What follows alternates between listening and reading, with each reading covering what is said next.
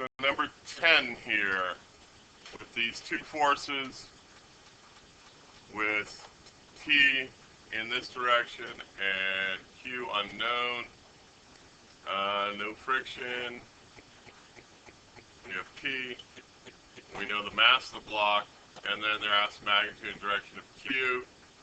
If it is this, if it moves at a constant velocity. So what would a constant velocity mean about the acceleration? 0, right? So, and then the second one, it gives us an acceleration, and the third one another. So really what we should do for this one is 3 separate force diagrams, because we have different situations here. That would probably be the best thing to do. So over here on your sheet, this is number 10, and your first would be situation A, B, and C. Now, you know, some of you did very nice drawings of what the objects were, cars. I think you can always replace everything with a box.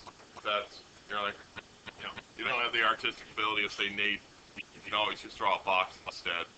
But this time it's nice because it is a box. So we have P in this direction in all the cases. In this one, I can actually write A equals 0 if I want, or I can just leave off the A. Here it tells me the acceleration's this way, and in this one it tells me the acceleration is this way. And what I don't know is where Q is. The nice thing about if I pick the wrong direction for Q, all I'm going to end up with is a negative magnitude. And then I'll be, oh, whoops, it doesn't go to the left, it goes to the right. So anytime I come up with a negative value for it, I just know I picked the wrong direction. The other ones I should have in here, though, is I should have the weight of the object and the normal force on each of these also.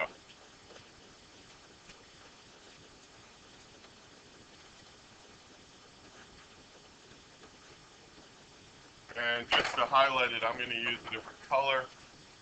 This one where the forces are balanced, I'm going to guess that Q goes that direction. For this one, because it's accelerating to the right, I'm going to pick Q to the right also, since I know the acceleration and the net force have to be in the same direction.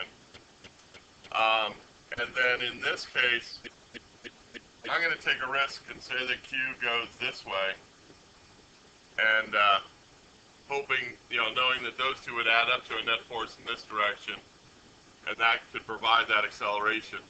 This one's actually the biggest risk, part C here, because it could be in the other direction also, and just lessening the net force. All right? But I'm pretty sure of A, I'm pretty sure of B, and then C is my risky one. So we'll see. But these would be your full credit force diagrams. Okay, no words needed, just these diagrams, like we went over yesterday.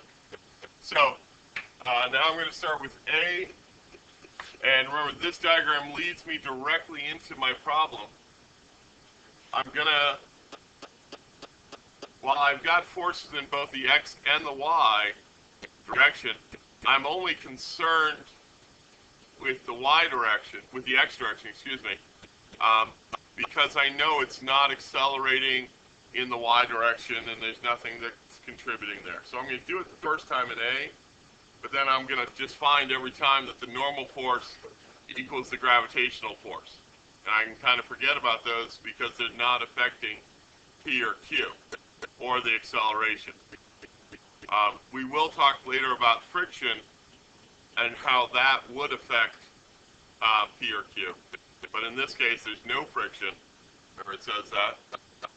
There's no friction in the object table, and so I'm not going to worry about the Y direction. I'm only going to do it in the X direction. So now down here in my how section, and I'm doing A. They told me in all the cases that P is, I think for me, what was it, 4.7 newtons? And I took into account, they said negative, so I'm assuming that we're going to say this direction is positive and this direction is negative. Is that okay with everyone? I knew you guys would agree with that. So looking at my force diagram here, I start with my one equation that I have. The sum of the forces is MA. And in this case, all I'm going to be dealing with are forces in the x direction.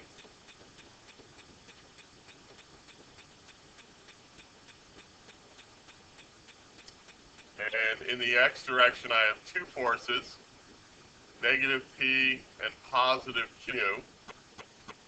Negative P plus Q equals my mass. They gave me my mass, didn't they? Let's see. 3.2 kilograms. Add that up to here. I know my inertia is 3.2 kilograms for all of these. So here I have my inertia, 3.2 kilograms. My acceleration in this case is 0 meters per second squared. And I know that P is going to be my 4.7 newtons plus Q equals 0 newtons. Because a kilogram times a meter per second squared is a newton. And so I end up with the Q must equal 4.7 newtons. And notice I got positive, so I picked the correct direction for it. It's going to be a positive, in the positive direction. Any question on that before we move on to part B? Alrighty. So in B, I still have the same Q. I still have the same P. But now my acceleration is 7.9 meters per second squared in the positive direction. So in B here, A equals 7.9 meters per second squared. All right, and I drew it on my free body here, up here, in the positive direction. So, again, I'm not going to worry about the y because I know that those are just going to equal out. But P and Q are going to contribute to A. So, start with my same equation. Sum of the forces in the x equals MAX.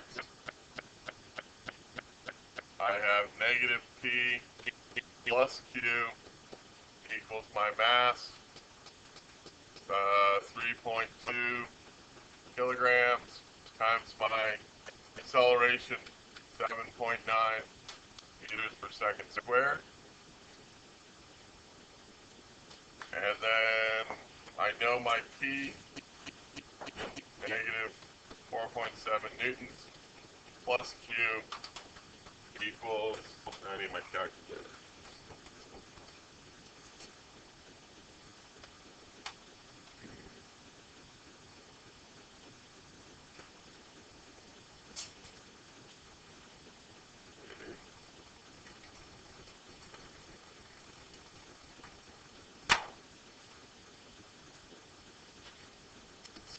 So, let's see.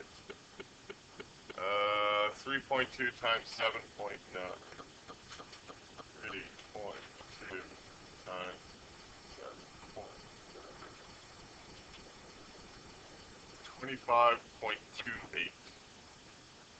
I get 25.28 was that?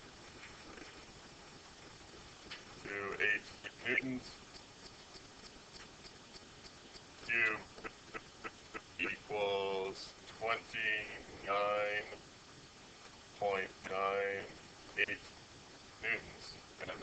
reverse in 3 sig figs. I give that as 30.0 newtons. Oops, I've got the box names.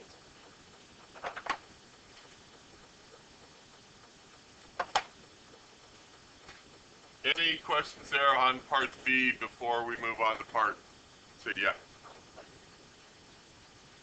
Because in my free body up here, it points in the negative direction. So anything, anything that points to the right is positive. Anything to the left is negative. Yeah.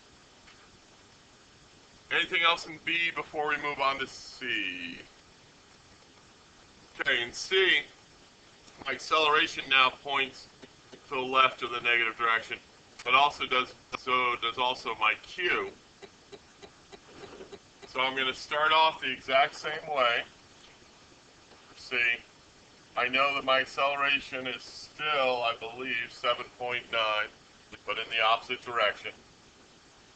My acceleration is still 7.9 meters per second squared. This time when I set up my forces,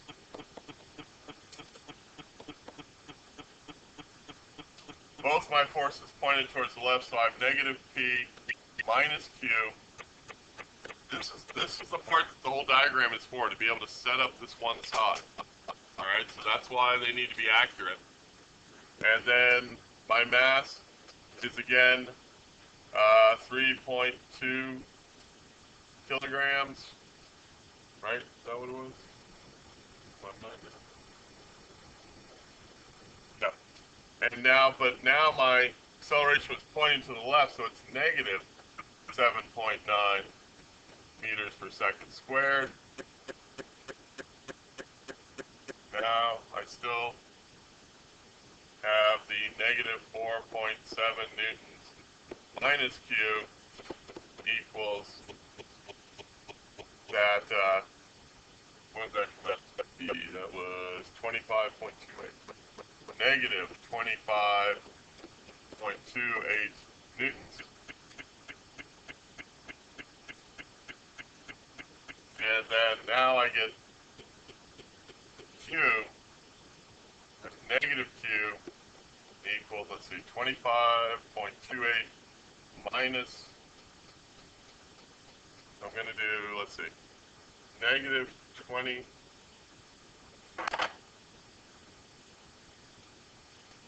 negative 25.28 plus, go back here, 4.7. Going to bring that over the other side. It turns from negative to positive. I get negative 20.58. So over here I've got negative 20.58 newtons. Negative and negative, which means that if I just have Q, it's positive, and that's going to round to 20.6 newtons. So I did pick the correct direction for it. Make sure all these numbers actually work. So let's see, so we have 20.6, 30, 4.7.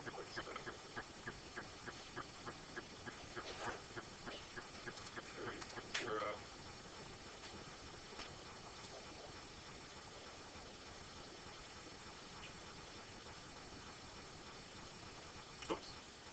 Oh, it's negative. I think negative for direction. Remember back here, the value of Q is positive, but it points in a negative direction. And that's why over here I needed to put in negative 20.6. Good. Alright, so we're going to do number 9. Ball was the path of your car as you drive on a quiet neighborhood street. Avoid hitting a child. They run through the ball. You apply your brakes for 1.4 seconds. So down from this to this. The mass of your car is this. During the time the brakes are applied, what is the average force exerted on your car? Direction, and how far did the car move while braking? Okay. So let's do our free body diagram here. And, sorry, our force diagram here. Here's our car. Remember, I could also draw that just as a box. That's easier. I'm going to have the weight of the car down. I'm going to have the normal force of the car up. The car is traveling in this direction, but it needs to slow down, so it needs to decrease its velocity, its speed. To do that, my acceleration has to be in the opposite direction of my velocity. And that means there has to be a net force in the same direction as that acceleration. Because these are in the y direction, they can't contribute anything to the x direction. So there must be just a generic, what we'll call F, in the same direction as that acceleration that's providing that net force, or to cause that acceleration. Remember, net force and acceleration in the same direction. So that would be your force diagram for this, with those three forces and the acceleration on it. Our first task in solving this is to first figure out that acceleration. And if we kind of look at what we know here, we know the initial speed and therefore the velocity, because we're assuming that's forward, the final velocity, and we know the time. And if we think about our equations here for initial velocity, if we're looking for acceleration, the one I'm going to pick is this one.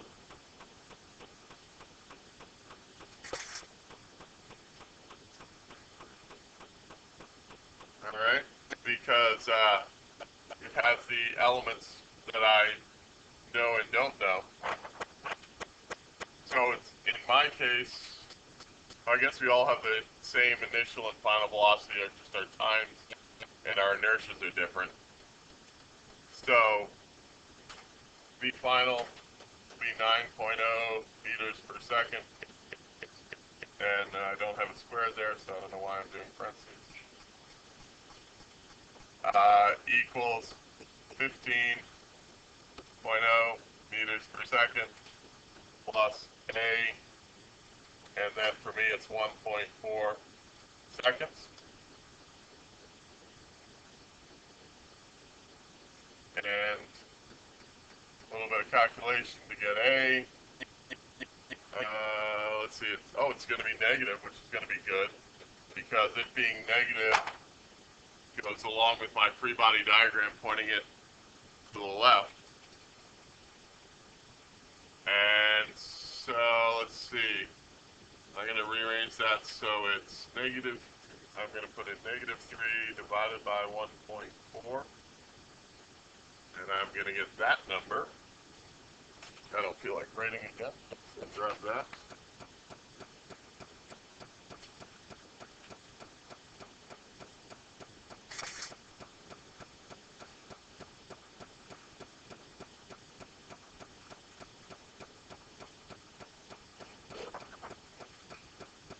Meters per second squared. That makes sense, because it's got to change 6. Oh, whoops. Oh, sorry. Teach me to skip math. 9 minus 15 equals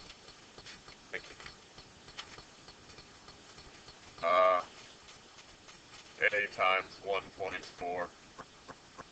So it's not this, it's double that. Whoops.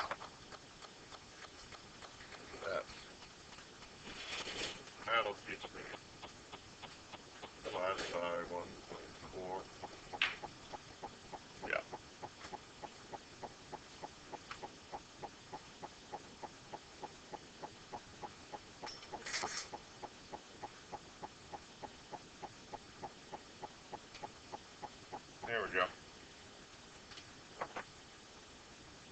Alright, now that I have that, now I'm ready to use my force diagram and use sum of the forces in the x equals ma(x),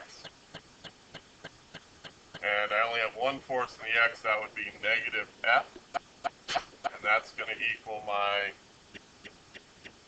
mass, which they tell me is 1190 kilograms, times my acceleration, which is negative 4.2857. And so I end up with the magnitude of my force being, let's see, 796 times 1190. And it's negative, which aligns with my negative F. But I get an answer of 5,100 newtons. Hopefully that's correct.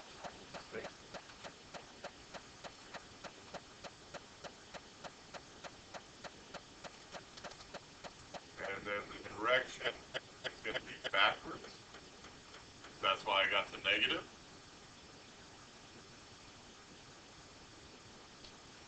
Okay. How far did the car move while braking? The part B of it. So in part B, again, I would go back to, this is kind of a review of previous topics, and the one that I would pick to use is this V final squared equals V initial squared plus 2AD. That's just me personally. You could also use the D equals D naught plus V initial T1. That would work also. So this is part B. And my V final for me was 9.00 meters per second squared. My V initial was 15.0 meters per second squared plus 2 times my acceleration, which was negative 4.2857 meters per second squared. And then D, and D is what I'm looking for. So I'm going to end up with bringing lots of stuff over to the other side, the 9 and the 15.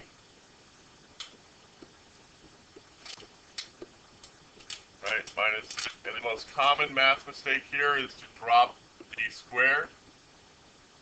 And that's going to equal 2 times my negative 4.2857.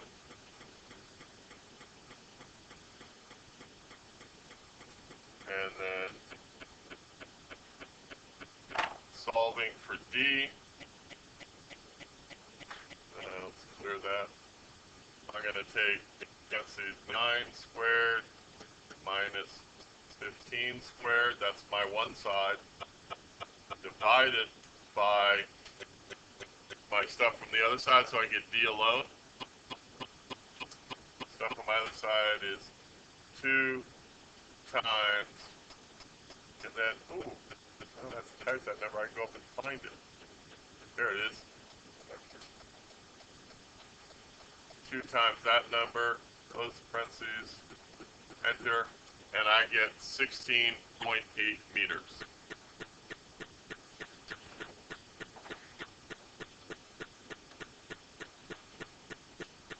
And let's hope that is correct. I just screw up my calculations.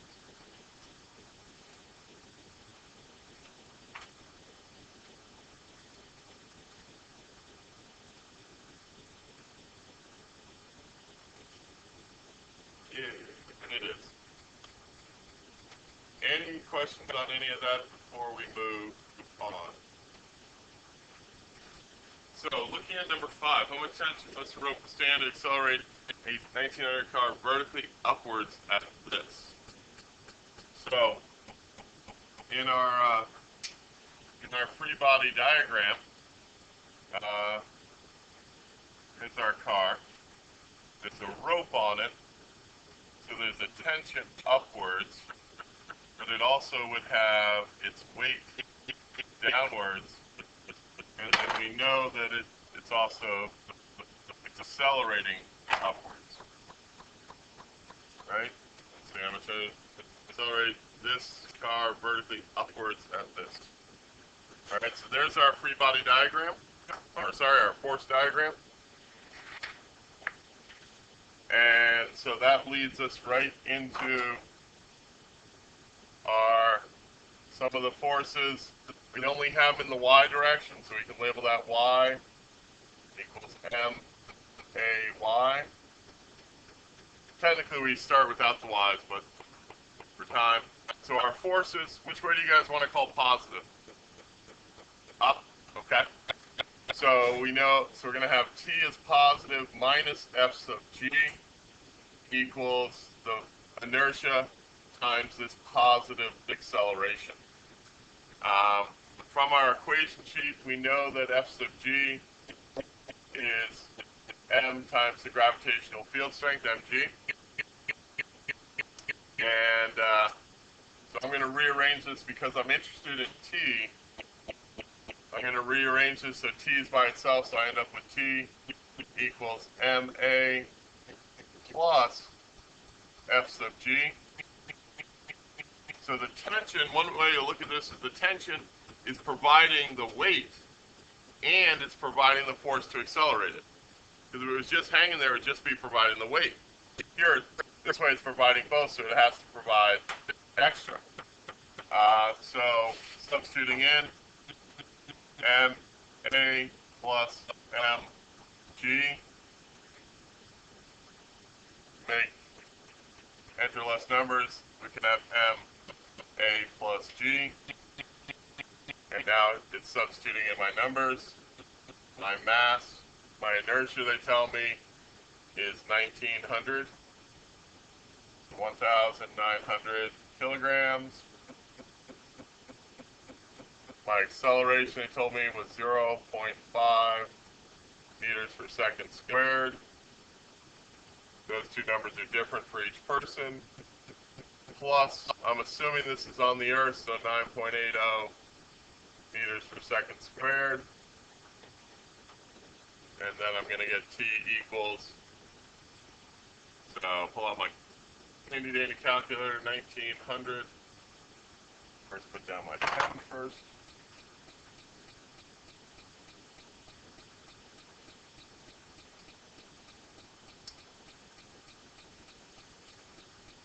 Hundred times 0.5 plus 9.8, and I get 19,570, which would round to 19,600.